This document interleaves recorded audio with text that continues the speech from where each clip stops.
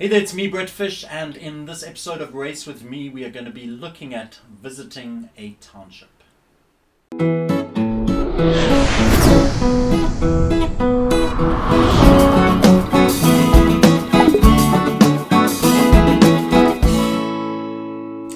So this invitation to help you deal with your anti-racism is all about inviting you to visit a township.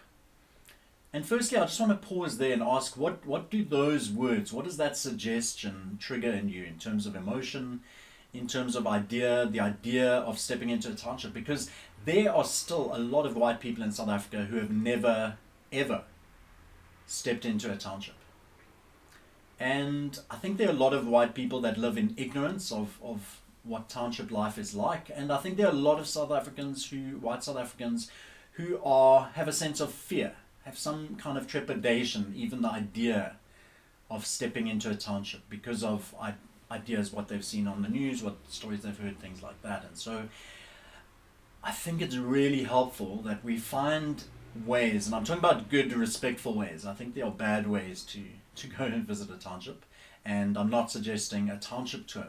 I don't know that that's the best way, unless it's something that is being run by locals and it is helping their economy. Then maybe that is something. I know there are certain families in Khayelitsha, I think it is, that run dinners where you can go in and have a dinner and a conversation, and then you're actually contributing to the economy. And I think that's maybe a great way to go into a township. But it's about finding a respectful way. It's not about touring. It's not about going in and taking pictures of black kids and showing them on Instagram to show that you're not racist.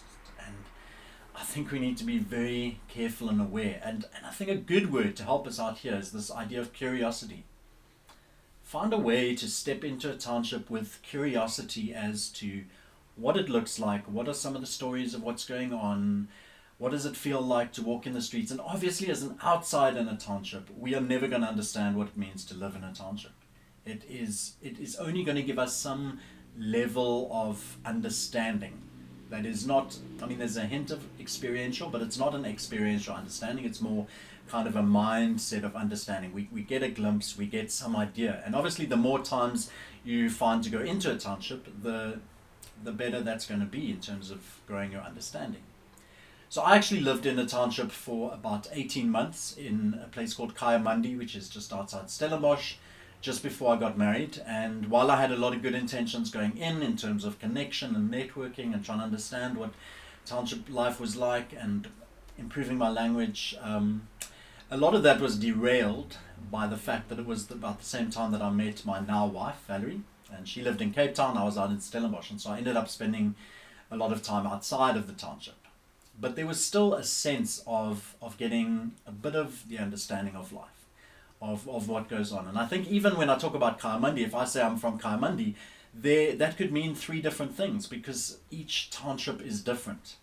I've once visited a township in Jeffreys Bay, and it blew my mind because I'd been to Khayelitsha, I'd been to Gugs, I'd been to some other places where things typically are right on top of each other. There's not a lot of space, and one of the things you know about Cape Town townships is that they tend to be cramped. And this township in J Bay felt kind of like a suburb. Between each shack, they had garden space, and there was a lot of space. It was very much spread out. And so we've got to be very careful about using township as generic and thinking, I've been to one township, I understand them all, I get them all. They, like suburbs, can mean very different things, depending where you are, and even within them. I know with Soweto, with Alex, they're so big that in going to visit a township could mean 3, 4, 5 different things. But the idea is being curious. The idea is to try and get an idea of the life of so many South Africans, how so many South Africans live. And so find creative ways of getting into townships. And maybe I can just share some of the ways I've stepped into a township in the last 10 years. And the first one that comes to mind is I joined a march. A young woman, Sinokolo, was found dead in one of the portaloos in Khayelitsha, and they had a march after that. And what was super interesting was at the same time there was a young white girl that was killed in the Tokai forest. And one of the interesting things was watching how I don't know if you call them protests, how the memorials, the Khayelitsha one was a protest because it was protesting the fact that people are living in those conditions where however many 100 families are sharing 8 portaloos, and they have to walk in the middle of the night with danger and all that kind of thing to them. And so these were 2 very different experiences of mourning 2 deaths that were both tragic.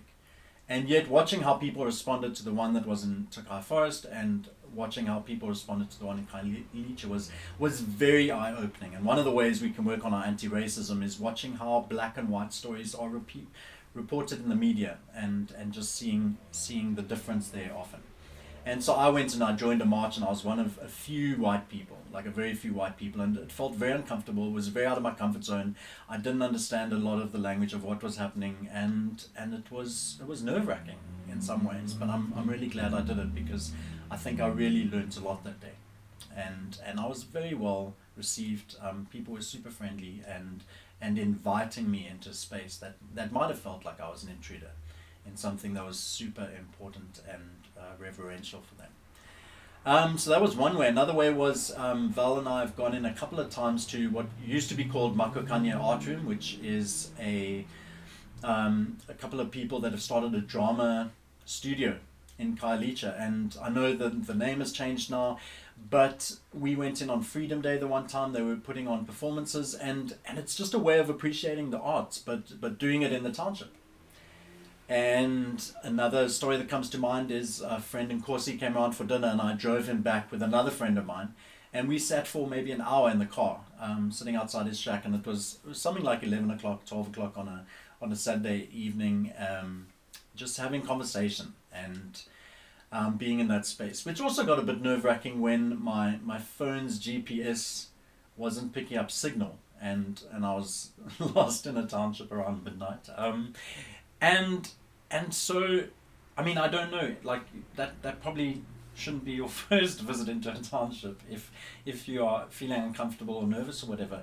Another story, probably one of the best stories that comes to mind, is Nkosi introduced me to Shishanyama, which is basically the braai, the township braai, where they just have piles of meat, and we literally just had a plate stacked with meat, and it was glorious.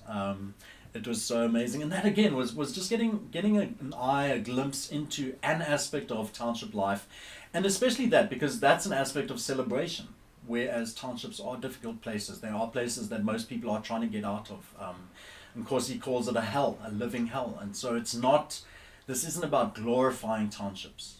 This isn't about having a fun trip into a township. It's about finding a way that's respectful, that's hopefully connected to a person. So hopefully a friend of yours will invite you to just come and experience a little bit of what township life looks like. I think this is a super key one, because I think we really can't understand South Africa until we have stepped into a township. And the more times we step in, we went and watched another video. It was around kind of freedom issues. There was a film festival, and it was showing at one of the campuses in Khayelitsha. And so there are a number of really positive, creative ways that we can find. And I think the key word is curiosity. How can I follow my curiosity? Not to go and look at people as if I'm going to the zoo, take pictures, post them on social media, but how can I connect with people? How can I sit with someone and ask about their story, and ask about what it means to live in a township? How can I find creative ways to step into townships that give me a greater understanding of how South Africans live, which will hopefully give me greater empathy, help me to be more kind, more understanding, and hopefully put a surge in me to be more, to move me more towards justice, towards making a difference when some houses in white suburbs have more toilets than people living in the house, and where in the township you might have 100 or a few hundred people sharing 8 toilets, many of which are broken or disused outside in the open, where it can be dangerous, where going to the toilet can cost you your life. Something I never, ever, ever have to think about or worry about. I never sit and worry that going to the toilet could end my life. But there are hundreds of thousands of people in South Africa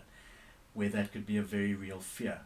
And so let's do what we can. Find creative ways of stepping into a township in a way that's respectful, in a way that grows story and understanding and empathy, and let us connect with people that are different to us, that can show us and tell us how they're living.